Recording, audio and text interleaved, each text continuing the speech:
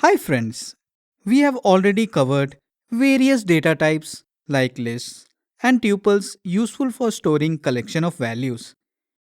In this video, we will explore another powerful data type in Python known as dictionary, which can be used for storing a collection of values. But before we begin, you might be wondering what exactly is a dictionary. To answer it, a dictionary is a collection of data where you can quickly access some value corresponding to a key, which is a value you know beforehand. It is just like a real life dictionary where you can easily look up meaning of any word without going through the entire book. Data types like lists and tuples store a collection of values which are indexed by a range of numbers starting from 0 to the length of list or tuple minus 1. If you want to access some value, you have to specify an index while using the index operator. For example, let us take a list which contains items int 10, string a, float 0.2 and boolean true in that order. Now, to access the value string a, you need to provide its position, that is 1, to the index operator.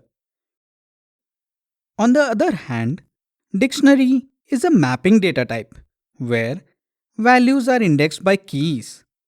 For example, let us consider a dictionary where the key string a maps to value 10.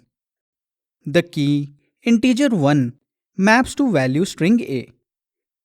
The key tuple 1, 2 maps to value float 0.2 and the key float minus zero point 0.2 maps to value boolean true. You can witness how the values are stored in the form of key value pairs. Instead of providing position index like we do for a list or a tuple, you need to provide the key to the index operator to access any value in a dictionary.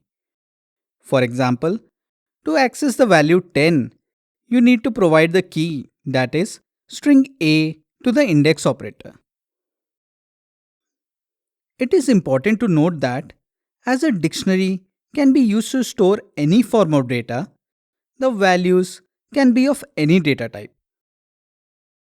On the other hand, the keys must be of immutable data type, like numeric types int, float, complex, or boolean, or immutable sequences like strings or tuples.